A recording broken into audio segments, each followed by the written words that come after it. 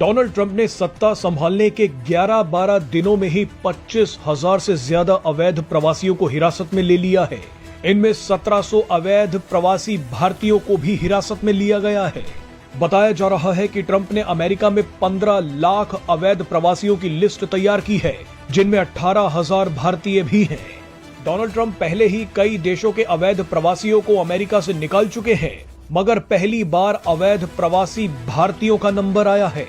Reports के मुताबिक America का मिलिट्री एयरक्राफ्ट C-17 अवैध प्रवासियों को लेकर भारत के लिए उड़ान भर चुका है। कुछ घंटों बाद ये विमान भारत पहुंच जाएगा। विमान के भारत में लैंड होने के बाद ही पता चलेगा कि डोनाल्ड ट्रंप ने पहले बैच में कितने अवैध प्रवासी भारतीयों को अमेरिका से निकाला है। मगर ये एक्शन लेने से पहले डोनाल्ड ट्रंप ने भारत को एक तगड़ा तोहफा भी दे दिया है। डोनाल्ड ट्रंप ने USAID नाम की एक ऐसी संस्था को बंद करने का ऐलान किया है जिसने भारत को बदनाम और बर्बाद करने में कोई कसर नहीं छोड़ी।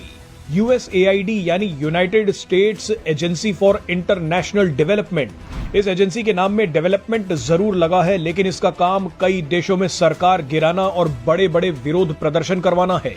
USAID ने भारत विरोधी सोरोस परिवार के साथ मिलकर बांग्लादेश में शेख हसीना की सरकार गिरवा दी थी। USAID ने ही सोरोस परिवार के साथ मिलकर पाकिस्तान और अफगानिस्तान में भी भारत के खिलाफ षड्यंत्र किया। आप ये जानकर हैरान हो जाएंगे कि संयुक्त अरब अमीरात के एक एक्सपर्ट ने दावा किया कि USAID ने HHRD नाम के एक बड़े संस्थान को पैसे दिए, जिसके संबंध पाकिस्तान के उन जिहादी संगठनों से थे जिनका हाथ मुंबई हमलों में बताया गया।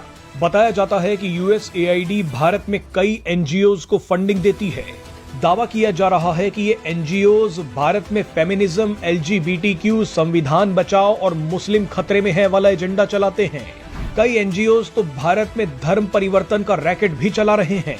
आरोप लग रहे हैं कि USAID बायो वेपन्स यानी जैविक हथियारों की रिसर्च में भी पैसा लगाता रहा है। इसमें चीन की वुहान लैब का कोरोना वायरस भी शामिल है।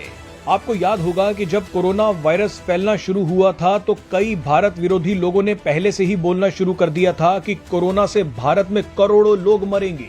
भारत के खिलाफ दुष्प्रचार शुरू हो गया, लेकिन मोदी सरकार ने ऐसा होने नहीं दिया। भारत इकलौता ऐसा देश रहा जहां पर कोरोना का सटीक तरीके से मुकाबला किया गया। भारत ने तो रिकॉर्ड समय में दवाई बनाकर दुनिया तक को बांट दी। इससे USAID और उससे जुड़े लोग घबरा गए। इन सभी ने भारत पर और तगड़े हमले शुरू कर दिए। USAID से जुड़े जॉर्ज सोरोस ने खुलेआम बोला कि वो भारत से मोदी को हटा देंगे। अगर जांच की जाए तो हो सकता है कि इन सभी का पैसा किसान आंदोलन और मणिपुर में चल रहे तनाव में भी मिल जाए। बहरहाल डोनाल्ड ट्रंप ने इस लेफ्ट इकोसिस्टम को बर्बाद कर दिया है। डोनाल्ड ट्रंप ने USAID के दफ्तरों पर छापा मारा और उसे पागल कट्टरपंथियों का अड्डा बता दिया। भारत में बैठे कई सोशल मीडिया इन्फ्लुएंसर्स और YouTube पत्रकारों की रोजी रोटी पर खतरा आ गया है।